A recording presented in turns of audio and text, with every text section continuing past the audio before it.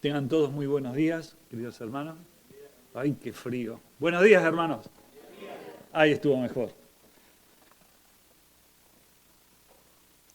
Por la gracia del Señor estamos aquí y tenemos hoy el enorme privilegio de haber recordado a nuestro Salvador, pero también de compartir su palabra. Por eso le invito a que vayamos abriendo nuestras Biblias para seguir el estudio de la carta de Primera Pedro.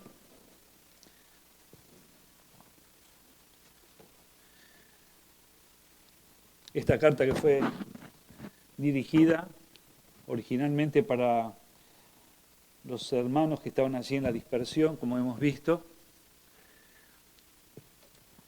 Y observando el texto bíblico y el comienzo hasta lo que llevamos de esta carta, cuesta, por lo menos a mí me cuesta creer en el Pedro que dice estas cosas, comparado con el Pedro que fue discípulo durante 3 años y medio de nuestro Señor.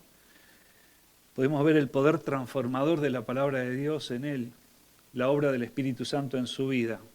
Ese tosco Pedro, aquel Pedro que primereaba siempre, ¿no? Estaba ahí, siempre haciendo la primera, en las acciones, el líder, por así decirlo, de aquel grupo de discípulos, aquel que tomaba la iniciativa y se equivocaba muy frecuentemente, que llegó a tener actitudes muy cuestionables, que habla, también yo me veo reflejado en él, ¿no? En las cosas en las cuales cuando se nos sale la cadena actuamos de igual forma, y vemos como el Señor fue corrigiendo, el Espíritu Santo hizo la obra en su vida, modelando el carácter de Pedro, por lo menos hasta este momento que escribe esta primera carta. Y todos estos consejos que da, la verdad que son asombrosos ver que, como hemos visto anteriormente, trata el mismo asunto que trató el apóstol Pablo 5 o 10 años atrás, dirigiéndose a los corintios y a otras iglesias, diciéndole las mismas palabras de parte del Señor, obviamente inspirado por el Espíritu Santo, en el consejo de cómo tratar las relaciones en el matrimonio. Así que Pedro estaba tratando, como vimos el domingo pasado, el tema, seguramente le habrán preguntado, ¿cómo hago yo si mi mujer es inconversa? O la mujer le preguntaría también, ¿cómo hago yo si mi marido no tiene a Cristo? ¿Cómo debo tratarlo? Y les da los mismos consejos que si el matrimonio fuera un matrimonio en que los dos fueran creyentes. Exactamente lo mismo. El camino es el mismo. Y el camino es la obediencia y la ejemplaridad y la sujeción. Vemos que el tema recurrente acá en la carta, por lo menos a partir del 2.11, donde podemos, capítulo 2, versículo 11, la sumisión o la sujeción a los gobernantes.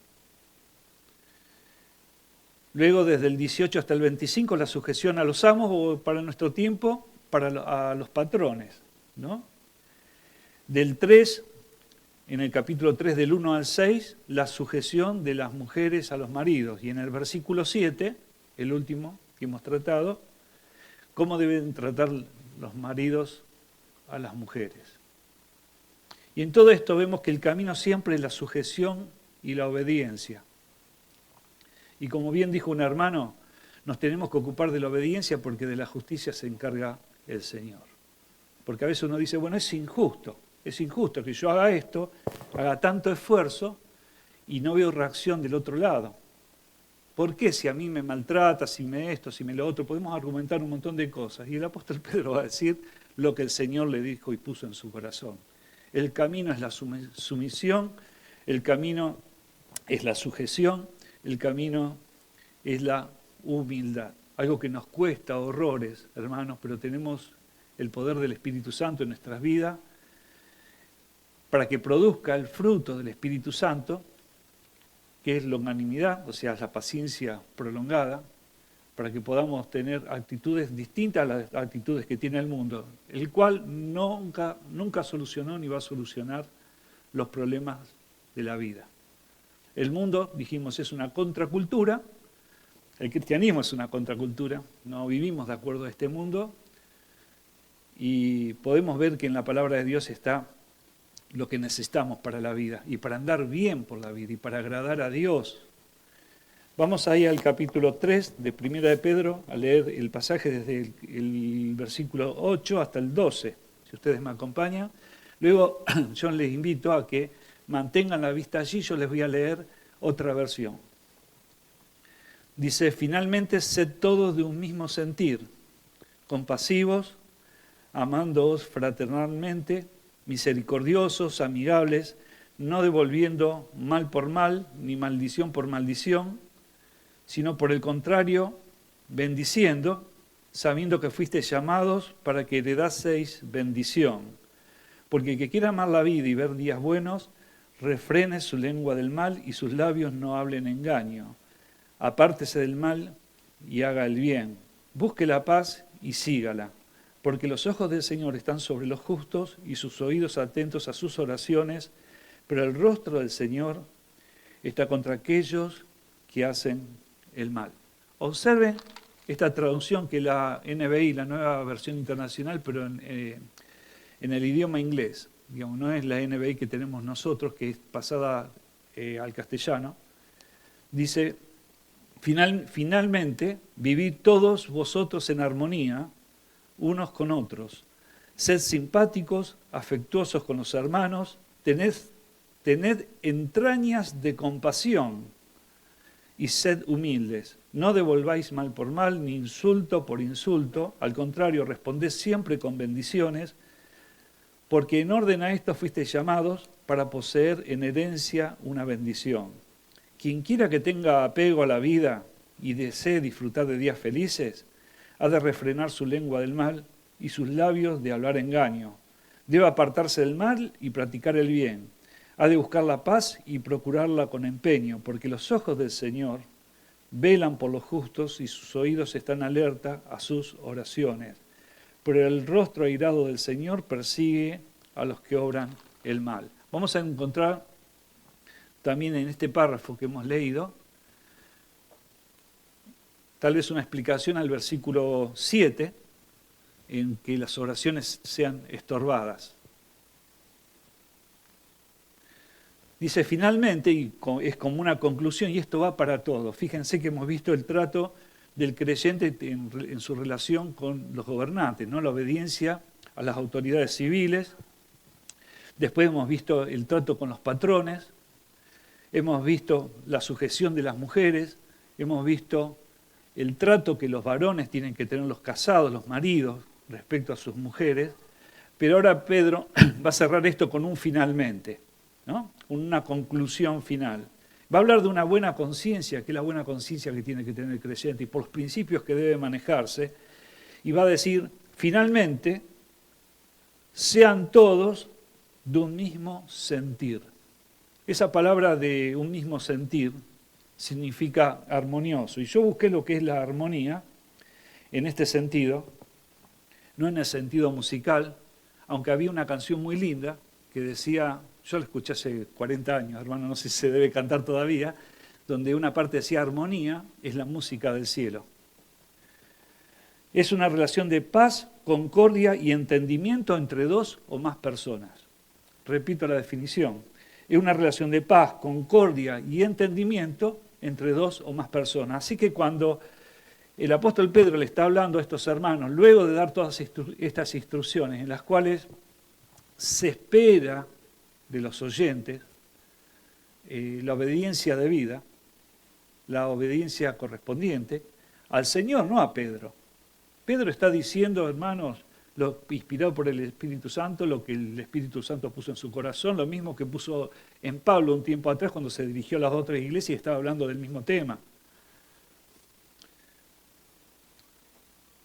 Ser obedientes a la palabra, ser obedientes al Señor. Finalmente dice, sed todos de un mismo sentir, de un sentir armonioso, de que haya paz en las relaciones, una relación de paz, de concordia y de entendimiento entre dos o más personas. Esto me hizo acordar el Salmo 133, que creo que lo conocemos la mayoría de nosotros, tal vez no lo digamos de memoria, pero entendemos, nos acordamos de qué se trata allí. Dice, cuán bueno y cuán hermoso es habitar los hermanos juntos y en armonía. En armonía. Qué bueno que al estar juntos, porque tal vez estamos separados y las cosas funcionan bien, pero ¿qué pasa cuando estamos juntos? Cuando empezamos a interrelacionarnos, cuando empezamos a compartir ministerios, a compartir tareas y compartir cosas. ¿Qué pasa con esas fricciones, no? Y el salmista va a decir, qué bueno y cuán hermoso es habitar los hermanos juntos y en armonía. Y en armonía. Cuando hay armonía mientras están juntos. Dice, no lo lean, pero pueden ir, hermanos, tomando nota respecto de este punto. Romanos 12:16 dice que tenemos que estar unánime entre vosotros, dice, estad unánime entre vosotros, no altivos, sino asociándoos con los humildes. Siempre es el llamado a la humildad y asociarse con los humildes. Asociarse con los humildes. En el camino de la vida tenemos que elegir con quién nos relacionamos. Tenemos que ser sabios para entender que el que quiere ser sabio tiene que andar con sabios, dice la Escritura. Y si vos querés ser humilde, porque para estas cosas, para poder obedecer a estas cosas que dice la Escritura, se requiere humildad. Se requiere que el Señor vaya formando un corazón humilde en nosotros, porque la humildad hace que podamos aceptar cuando se nos dice, bajá la cabeza, hay que bajar la cabeza. Bajate los humos, bajate del caballo, estoy diciendo todas las expresiones, ¿no? Las analogías que escuchamos por la calle. Bajate del caballo, nos bajamos del caballo. La humildad requiere de eso y la comprensión y el camino del Señor, de las cosas que demanda el Señor, requieren que depongamos ese orgullo y sigamos el camino de la humildad. Romanos 15:5, y esto también lo estamos tratando y los invito, hermanos, que se enganchen en los miércoles, en la reunión de oración y estudio. Estamos tratando este tema, la relación de los unos a los otros, ¿no? A las 19 horas les invito a que se puedan enganchar y también pueden participar en esa reunión. Pero Romanos 15:5 dice, por ejemplo, que el Dios de la paciencia y de la consolación os dé un mismo sentir en Cristo Jesús, un mismo sentir. Y ese mismo sentir es lo que hace que el asunto pueda ser armónico. Filipenses 3:16 dice que sigamos una misma regla, sintamos una misma cosa, un mismo sentimiento. Sed de un mismo sentir. Tengo otros pasajes, si quieren anotarlo, primero de Corintios 1:10, donde el apóstol Pablo está tratando con un problema que había allí en la iglesia de Corinto, era la preferencia. ¿Recuerdan el acontecimiento? Unos decían, yo soy de Apolos, yo soy de Pablo, otros la iban de más espiritual, pero yo soy de Cristo. No era ese mejor que los otros, porque estaba tirando leña al fuego, digamos. Estaba aumentando todavía el escándalo que había en esa iglesia. Así que el apóstol Pablo le habla allí también de que la unidad, para procurar la unidad también hay que deponer las preferencias, ¿no? Y las divisiones en la iglesia. Seguramente que tenemos predicadores de preferencia o directores de alabanza de preferencia o líderes de preferencia, pero no hacemos partidos ni divisiones con esto. De hecho, yo tengo mis preferidos para poder ver predicaciones y me encantan algunos directores de alabanza, todo lo que ustedes quieran, hermanos. Pero esas cosas no pueden provocar división en el cuerpo de Cristo. Segunda de Corintios 13:11, Efesios 4:3 y Filipenses 1:27 para que ustedes puedan seguirlo en casa. Dice, y también compasivos. Finalmente, sed de todos de un mismo sentir y dice compasivos. ¿Y saben lo que es la palabra compasión? Está asociada a una palabra que es la empatía, o sea, sentir lo que el otro siente, estar en los zapatos del otro. Dice que cuando el Señor vio las multitudes tuvo compasión y vio que estaban como ovejas que no tienen pastor y que no tenían que comer. Así que al ver esa necesidad, el Señor no dijo, que el Señor les bendiga a todos, ojalá que puedan conseguir comida, voy a orar por ustedes. El Señor se ocupó del asunto, porque tuvo compasión, porque sufrió con el dolor de esa gente. Ese es el llamado también para el Señor, que el cristiano tenga empatía, se ponga en lugar del otro. ¿Y cuántos problemas solucionaríamos si nos pusiéramos en el lugar del otro cuando hay un conflicto? Ver el dolor que le duele al otro y no el egoísmo de pensar cuánto me ofendió a mí. Tal vez no nos dirigió la mirada, no nos saludó un hermano en la reunión y decimos que algo tiene conmigo, ¿no? O no me quiere. Y tal vez ese hermano no levantó la mirada, no te saludó porque tiene un dolor, no te vio literalmente porque su dolor era mayor que lo que estaba pasando alrededor de él. Y ya emitimos un juicio. Y por no ser empáticos, porque ser empáticos implica preguntarle, hola, ¿cómo te va? Y si él no viene, yo voy a él y le pregunto, ¿qué es lo que te pasa? Pero es una pregunta sincera. Y en esto vale la repregunta, ¿no? Porque tal vez en la primera pregunta, cuando uno le pregunta, ¿cómo te va? En la primera te va a decir, bien. Seguramente te va bien. La segunda es la que vale. La repregunta, hermanos. Y eso es tener empatía. Dice, amándonos fraternalmente. Esta palabra, toda juntita, o sea, esta frase, amándonos fraternalmente, es una sola palabra en el griego. Y la van a encontrar conocida. Y es la palabra Filadelfia.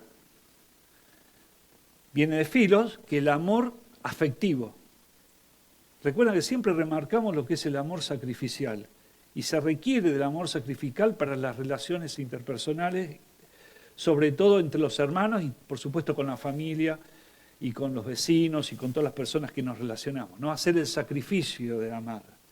Pero el término que está usado aquí es Filadelfia, que la palabra Delfos es hermano, y filos es el amor, de lo que hablamos del amor filial, del amor de los afectos.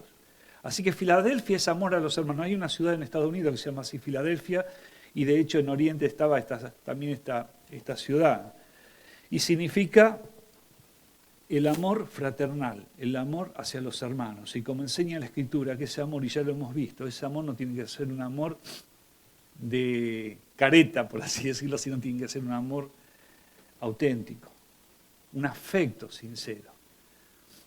No eso de saludar con una sonrisita, digamos, y mostrarnos simpáticos y al darnos vueltas se nos cambió la cara, como diciendo, lo hago para poder estar bien con todos. Eso no es hacer un sacrificio en el amor. Fingir un bien ocultando un mal que hay en nuestro corazón respecto a esa persona. El amor sea sin fingimiento. La palabra dice que el amor tiene que estar. Ahora ese amor tiene que ser sin fingimiento. No quiere decir que, bueno, ya que no lo puedo hacer sin fingir, directamente listo, me bajo de esta lucha. El amor tiene que ser procurado de que sea sin fingimiento. Y para el amor sin fingimiento, el camino es el amor ágape, el amor del sacrificio. Hasta que se pueda producir el afecto, el camino es el amor del sacrificio. Para poder lograr ese amor filios, primero tenemos que hacer el amor ágape, el amor que tenemos que sacrificar mi ego, con mi insistencia, mi trabajo, porque yo quiero ganar el corazón de la otra persona.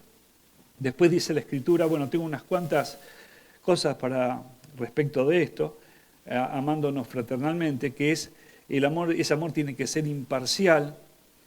Eso está en Deuteronomio 10:19, los quienes anotan, les voy tirando los versículos, donde se habla de la xenofobia, del no querer al extranjero. Y el Señor les recuerda a extranjeros, les dice a los israelitas, ustedes fueron extranjeros en Egipto, ustedes estuvieron en esa condición, y yo les digo, aún en esa condición fueron bien tratados cuando fueron recibidos. Después hubo esto de que hubo un cambio de condición a la condición de esclavos. Pero ellos fueron bien recibidos en Egipto.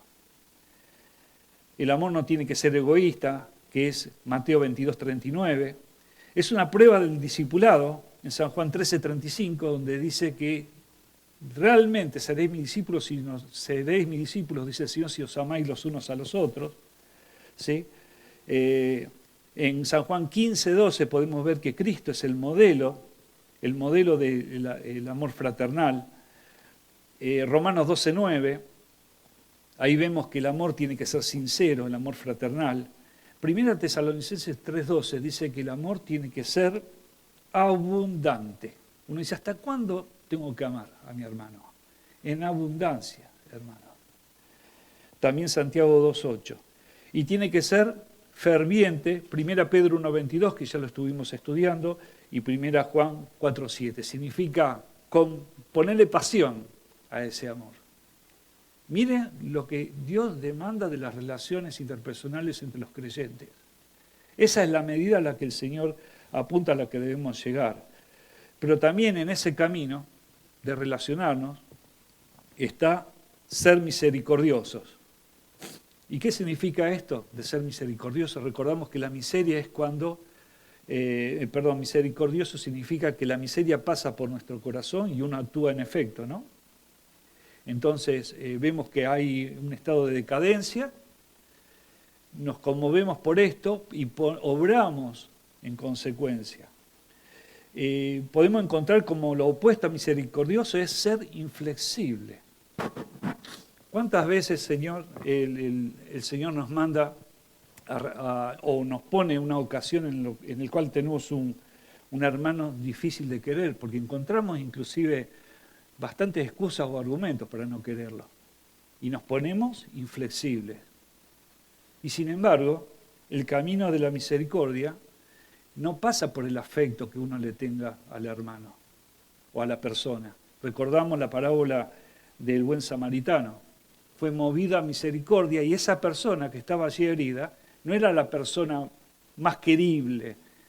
Era un judío que estaba lastimado, estaba en el medio del camino, pasaron sus paisanos y los de su misma religión y siguieron de largo. Pero él, que era samaritano, que tendría que ser humanamente el último, digamos, ¿no? Que tendría que recurrir a él para darle una mano, no solamente rescata, lo saca de esa condición que si ese hombre quedaba allí en el camino herido, se moría.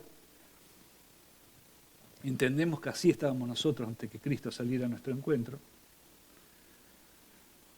Si no nos rescataba a Cristo, nos moríamos. El samaritano toma a ese hombre, lo lleva, lo cura, luego lo lleva a la posada y paga y le dice al cantinero o al posadero que si tenía alguna deuda más, algo más tenía que gastar con él lo pagaría a su regreso. Eso es el ejemplo que el Señor dio de quién es el prójimo y lo que significa la misericordia. Porque esas personas que pasaron antes vieron la miseria y siguieron de largo. Pasaron dos religiosos, vieron la miseria y siguieron de largo, pero pasó este samaritano y vio la miseria, la decadencia, la impotencia, el hecho de que este hombre se moría, y dice que fue movido a misericordia y se acerca, y no solamente le pregunta qué necesitaba, yo creo que ni le habrá preguntado qué necesitaba, porque su corazón ya sabía qué necesitaba, y su mente racional decía, este hombre necesita auxilio urgentemente, acciona. Lo opuesto a la misericordia es ser inflexible, es ser religioso, es ser legalista. Quisiera compartir un pasaje en Santiago 2.12. Si son tan amables, vamos hacia la lectura de la palabra.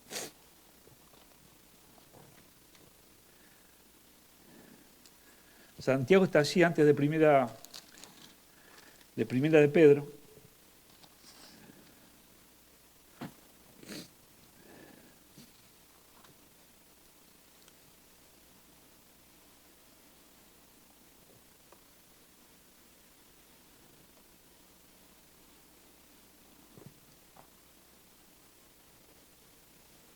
Dice así la palabra de Dios.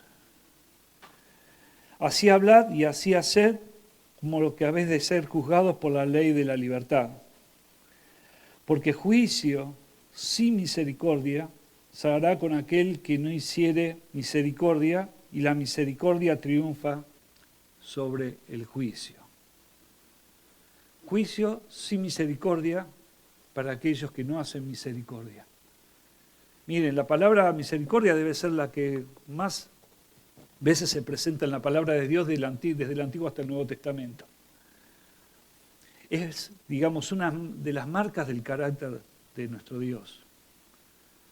Él es un Dios de misericordia. Permanentemente ve la decadencia la impotencia, la insuficiencia en nuestras vidas. Y hermanos, ¿quién no pudo gustar de la misericordia del Señor? Ahora esa misma misericordia, y en esto el Señor quiere que imitemos su carácter, ¿no? Esa misma misericordia tiene que ser ejemplar para nosotros para saber cómo tratar a nuestros hermanos y a nuestros amigos, a nuestros vecinos y en todas nuestras relaciones. ¿Cómo se nos conoce a nosotros? ¿Como los implacables o como los misericordiosos? Porque fíjense que toda esta instrucción que está dando, que seamos todos de un mismo sentir, que haya armonía, que seamos compasivos, que nos amemos fraternalmente y que seamos misericordiosos, también es aplicado a esto, que es para que seamos amigables. ¿Cómo podemos ser amigables o permeables o llegar al corazón de otra persona cuando estas cosas no marcan nuestra vida? De hecho, una cosa es tener amistad y otra cosa es tener amigos. Quiero marcar la diferencia. Y la diferencia es muy grande. Amigos son muy pocos, hermanos. Tal vez amistades tengamos muchas, pero amigos son muy pocos. Por eso esos amigos los queremos a pesar de sus defectos, ¿cierto? Pero porque en ellos nos vemos reflejados también nosotros y somos auxiliados por esos amigos. Uno de mis cantantes preferidos, y esto va a delatar mi edad, es Roberto Carlos, el brasileño, que dice: yo quiero tener 1 millón de amigos, ¿no? Y ¿quién no quisiera tener tanta cantidad de amigos? Pero amigos, amigos, no amistades, ¿no? Amigos, amigos realmente. Porque uno ve que necesita de las amistades, pero más necesita de los amigos. Porque dice la palabra de Dios que en todo tiempo ama al amigo y es como un hermano. En los tiempos difíciles, ¿no? Cuando las papas queman. ¿Cuántas veces un amigo, nos auxilia más y nos ayuda más que un familiar que está próximo, ¿no? Realmente el Señor le da mucho valor a la amistad. Y le da mucho valor también a que seamos amigables, a que tengamos un carácter amigable y que querramos ganar amigos.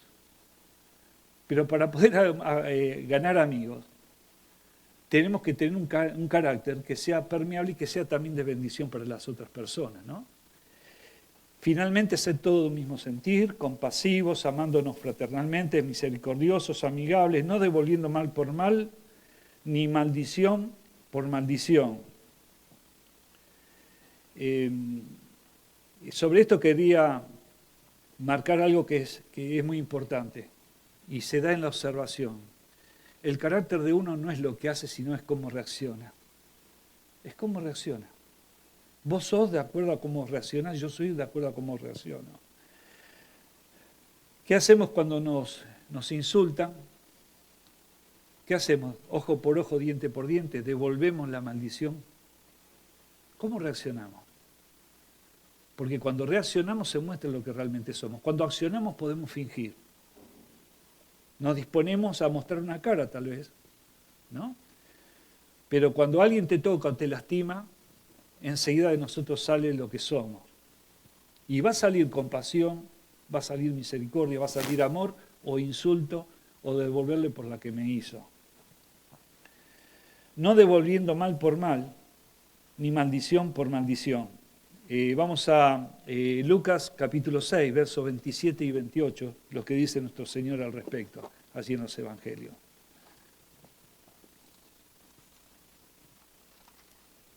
El Evangelio según San Lucas,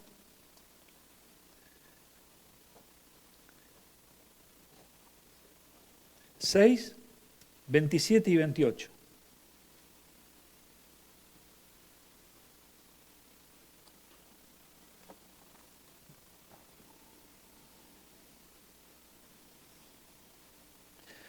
Pero a vosotros, los que oís, os digo, amad a vuestros enemigos, haced el bien a los que os aborrecen, bendecid a los que os maldicen y orad por los que os calumnian. Difícil, ¿no? Es difícil. Es muy fácil decirlo, hermano. A mí me cuesta nada decirlo. Me cuesta nada decirlo. Pero cuesta un montón obedecer a esto. Pero a vosotros, los que oís, os digo, amad a los que os aman. Eso lo hace hasta la persona de corazón más duro, ¿no? Amar a los que le aman. No, dice, os digo, amad a vuestros enemigos, haced el bien a los que os aborrecen, bendecid a los que os maldicen y orad por los que os calumnian. Saben que la palabra bendición viene del latín que significa bendecir, decir bien, ¿no? Decir bien, hablar bien. Y la palabra maldecir es hablar mal. Y nosotros no solamente maldecimos cuando le decimos a alguien maldito, sino cuando hablamos mal de alguien. Por eso uno puede, en cierta forma, simplificar esto y abuelo de pájaro decir, bueno, yo no maldigo a nadie, porque la palabra maldición no está en mi boca, yo no maldigo a nadie. Pero mis queridos hermanos, la maldición sale cuando ofendemos, cuando atacamos a alguien. Miren cómo, si ustedes prestaron atención a la versión anterior que habíamos leído, dice, no devolváis mal por mal, ni insulto por insulto. La palabra maldición la cambia por insulto. Ni insulto por insulto. Eso no tiene que estar de ninguna forma en la boca de un hijo de Dios. De ninguna manera. De ninguna manera. Y sí el bien hablar. Yo creo que ya lo he dicho un par de veces, pero una de las personas que ha marcado mi vida también es don Juan García. Don Juan García, su hijo Carlos, contaba una experiencia. Carlitos García está en la localidad de Verónica, provincia de Buenos Aires, pero en una pequeña conferencia que hubo, contaba de la experiencia con su papá, donde él le había comentado acerca de cosas que le habían herido de cierta persona, ¿no? Creyente. Y el papá le decía, le marcaba una cosa positiva, y Carlos le marcaba una cosa negativa, siempre refiriéndose a la misma persona. Pero el padre decía, pero ese hombre, ta. Y él decía, pero papá, pero si es esto, esto y lo otro. Y el papá avanzaba con los argumentos positivos de esa persona y en un momento entendió el mensaje que le estaba dando el padre. Entendió el mensaje que le estaba dando el padre. Ese mismo mensaje es el que nos está dando nuestro Dios a cada uno de nosotros, de entender que cuando hablamos mal de alguien, lo estamos maldiciendo. Y nosotros le deseamos a la gente que el Señor te bendiga. Y es más, inclusive hay algunos grupos que han acuñado esta frase, que dice Dios te bendice. Yo cuando me encuentro con esa frase le pregunto, ¿y cómo sabes que Dios me está bendiciendo? ¿Cómo podés saber vos que Dios me está bendiciendo a mí? Que está hablando bien de mí. Hace 10 años que no nos vemos y me decís Dios me bendice. Hermanos, a veces se nos pegan ciertas expresiones y no entendemos que a la vida que fuimos llamados es una vida de santidad que implica cuidar nuestras expresiones, no solamente cuidar nuestro corazón, ni cuidar solamente el hablar interiormente. ¿Cómo es nuestro lenguaje? ¿Es distinto cuando hablamos fuera de casa que cuando hablamos en casa? Vamos a entrar ahora en un tema que me pareció importantísimo. Toda la Escritura es muy importante y todo lo que el apóstol Pedro nos está diciendo aquí. Pero vuelvo sobre el versículo 9. Dice, no devolviendo mal por mal, ni maldición por maldición, sino por el contrario, bendiciendo. Y aparece la palabra devolviendo, bendiciendo, y es una acción continua, como esta palabra que sigue, sabiendo que fuisteis llamados para que heredaseis bendición. Es una acción continua. Es algo que tiene que darse en toda la vida y en todos los órdenes de la vida. Quienes toman nota, Proverbios 20:22, dice, no digas yo te vengaré, espera a Jehová y Él te salvará.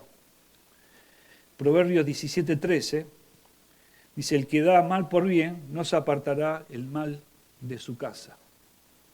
El que da mal por bien no se apartará el mal de su casa. Hermano, ¿vos querés cuidar tu casa? Fíjate cómo te conducís. porque estás marcando, y es lo que vamos a ver ahora, ¿qué herencia le estás dejando a tu familia? ¿Cómo estás marcando a tu familia y a tu generación? Mateo 5:39, el Señor dice, a cualquiera que te hiera en la mejilla derecha, vuélvele también la otra. Romanos 12:14 dice, bendecid a los que os persiguen. Primera de Corintios 4:12 dice, nos maldicen y bendecimos. Miren qué maravilloso es esto, ¿no? La madurez de aquellos hermanos, ¿no? Nos maldicen y bendecimos. Primera Tesalonicenses 5:15 dice, mirad que ninguno pague a otro mal por mal. No solamente no tenemos que hacerlo nosotros, ni permitir que otro lo haga. Ni permitir que otro lo haga. Eso tiene que pasar y comenzar en el seno de la familia.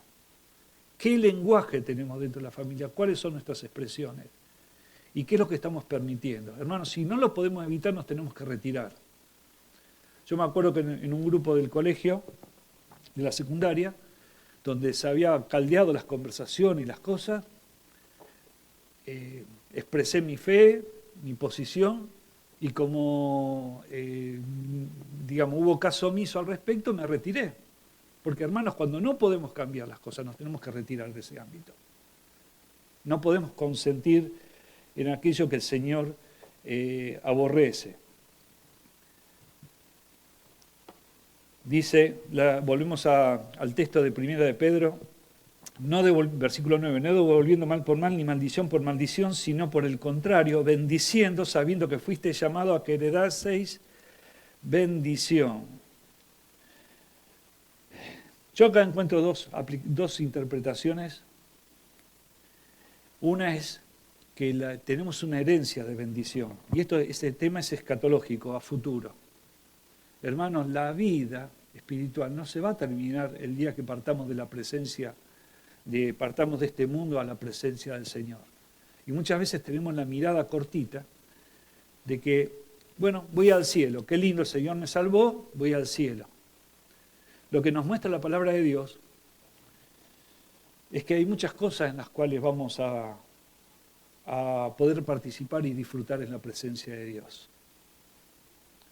Va a haber un reino milenial donde Cristo va a regir con vara de hierro a las naciones, donde vamos a tener nuestra participación. Pero en el estado eterno va a ser un estado de eterna felicidad, alabanza y de muchas cosas que van a suceder. Esa es la herencia espiritual que tenemos para el futuro. Cosas que no las podemos tal vez disfrutar, sí en el sentido de al verlas podernos gozarnos en el futuro de gloria que vamos a tener. Y que estamos seguros que vamos a tener, que el que tiene a Cristo, esto es seguro. No solamente gozarnos ahora, pero el real disfrute va a estar en aquel tiempo. Y esa es una herencia. Pero Dios ha rescatado un pueblo para que conforme a la medida de Cristo, al carácter de Cristo, pueda estar en ese lugar. Si bien nuestras vidas van a ser transformadas, ¿no? Nuestro cuerpo va a ser transformado y nuestra mente va a ser transformada, para adaptarse para aquel lugar que Dios ha preparado. Eso es escatología y es futuro. Pero hay algo que es presente, hermano. Hay algo que está en la Escritura. Y ya desde el Antiguo Testamento está tratado, que son las maldiciones generacionales. Y no se trata de que porque mi abuela era bruja, yo puedo estar poseído y esas cosas, hermano. Se trata de tal vez cosas que hemos heredado de nuestros mayores, de un abuelo alcohólico, que naturalmente, si sigue el curso de la vida y del mundo, su hijo también va a ser alcohólico, o sea, mi padre, y eso va a pasar de generación en generación. Llámese en alcoholismo, en drogas o en lo que sea. Que si tengo un bisabuelo insultador, el abuelo va a ser insultador, y si Cristo no rompe las cadenas, el padre va a ser insultador y el hijo va a ser insultador. Pero porque Cristo rompe las cadenas, y porque aquí yo hago nuevas todas las cosas, y el que está en Cristo es una nueva criatura, las cosas viejas pasaron y aquí son todas hechas nuevas, quienes están en el reino de Dios tienen que cambiar su lenguaje, su comportamiento, su trato, tienen que estar marcadas por las virtudes de nuestro Salvador, en misericordia, en empatía, porque esa es la marca que le estamos dejando los que somos padres a nuestros hijos, y que nuestros hijos van a marcar a la generación siguiente, y la siguiente a la siguiente. Y no nos podemos excusar, bueno, yo soy así porque mi padre era así, era golpeador. Yo soy así porque mi padre tenía un vocabulario terrible. Cristo rompe las cadenas. Y aquí son todas las cosas son hechas nuevas. Y no nos podemos ya más excusar en esto si esa era nuestra excusa. Sino que como Pedro, y en Pedro hemos visto, que Dios pudo cambiar un carácter que era muy embromado, hermanos, hasta casi en el final del ministerio del Señor Jesucristo, cuando Pedro estaba en el patio donde estaban juzgando al Señor, saben que él proliferó insultos a mansalva, pero de los insultos más elevados,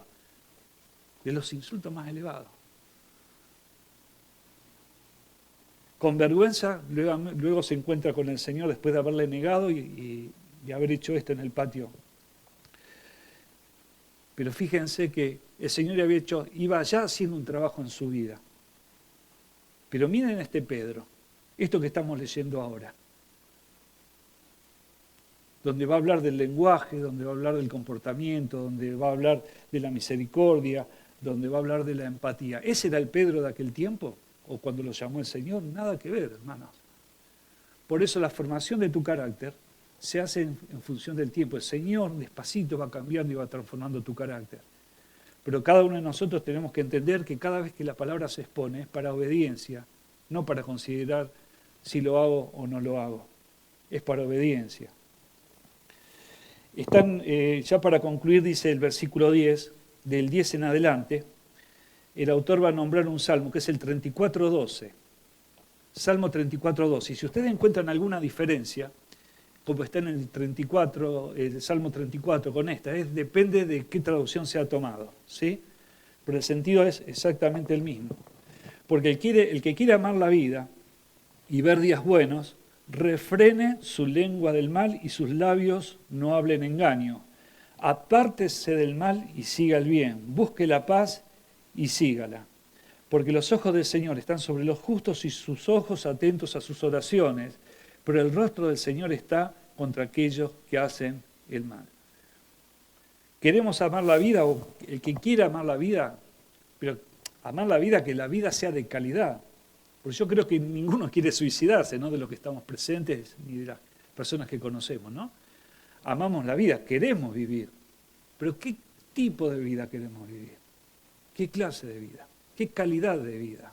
El Señor nos llama a vivir la mejor calidad de vida, aunque el camino sea duro, es la mejor calidad de vida que podés vivir, que es juntamente con el Señor y con Cristo. Porque el que quiere amar la vida y ver días buenos, fíjense que va a decir algo que también dice Santiago, que lo trata bastante en su carta, refrene su lengua del mal. Refrene su lengua del mal. ¿Cuál es el lenguaje que tenemos nosotros? No solamente de decir grosería, porque pensamos que refrenar la lengua del mal tal vez sea decir malas palabras, o que lo que realmente serían groserías. Y no es solamente no decir malas palabras. El creyente no solo no debe decir palabras groseras, sino palabras que causen daño. ¿Cuánto daño se hace con estas expresiones? Refrene su lengua del mal y sus labios no hablen engaño. Mira, a veces en el engaño, en el hablar engaño, no hay malas palabras, no hay grosería. Tal vez sea bien tuneado, ¿no? El engaño, ¿no? Que sea hasta lindas expresiones. Pero el creyente tampoco tiene que caer en esas cosas. En decir expresiones salameras, aquellas que para que la otra persona se sienta bien, se miente al respecto. Y sus labios no hablen engaño. Apártese del mal y siga el bien. Busque la paz y sígala. Anoten, hermanos, 2 Corintios 13:11. Porque los ojos del Señor están sobre los justos y sus ojos atentos a sus oraciones, pero el rostro del Señor está contra aquellos que hacen el mal. Miren, esto es un antropomorfismo, ¿no? Antropos es hombre, morfi es forma, significa que es una figura de un recurso literario que tiene la Biblia para decir en cierta forma que Dios tiene ojos, que Dios tiene oídos, que Dios tiene rostro, y en realidad son figuras. Dios es espíritu. pero para que nuestra comprensión, Dios hace y utiliza, inspirado Pedro por el Espíritu Santo para traernos este ejemplo. Humanizamos a Dios para poder ver que Él permanentemente, los ojos de Él están sobre los justos. Eso no significa vigilando, sino apoyando a los justos, ¿no? Sus oídos atentos a sus oraciones. La oración del justo, la oración eficaz del justo puede mucho, dice Santiago. Y en esto tiene que ver lo que decíamos del versículo 7, para que las oraciones no tengan estorbo. Hermanos, si nuestra vida va a ser así en nuestro hogar, con el trato que le damos a nuestras esposas, de insultos, de palabras hirientes, eso es el estorbo. El Señor está en contra, sus oídos atentos a sus oraciones, pero el rostro del Señor está contra aquellos que hacen el mal. Ese pero implica lo contrario a lo que estaba sucediendo antes, ¿no? El Señor está muy enojado cuando el asunto es así, porque es un alto grado de hipocresía espiritual estar orando, estar pidiéndole al Señor y pretender que Dios nos escuche cuando estamos maltratando a alguien. Por eso estamos llamados a una manera de vivir santa, piadosa. Pedro toma el ejemplo del Salmo 34, lo trae acá a cuenta, porque es aplicable a todas las relaciones, hermanos. Pero ya el creyente tiene que entender, luego que ya ha transitado un camino en la vida cristiana, de que ya no puede volverse a estas cosas. Estas cosas no tienen que haber en nuestro lenguaje, en nuestro comportamiento, en nuestro andar. Tenemos que honrar a Dios en lo que ven las personas y en las cosas que no ven las personas, que la ve solamente el Señor. Dice la Escritura que de la abundancia del corazón habla la boca. Y el salmista decía, examina mi corazón para ver si hay perversidad. ¿Por dónde empieza el asunto? Pidiéndole al Señor, atreviéndonos, tomando este desafío, que Él examine mi corazón a ver cómo está. Porque ese corazón fue alimentado por las cosas que expresamos.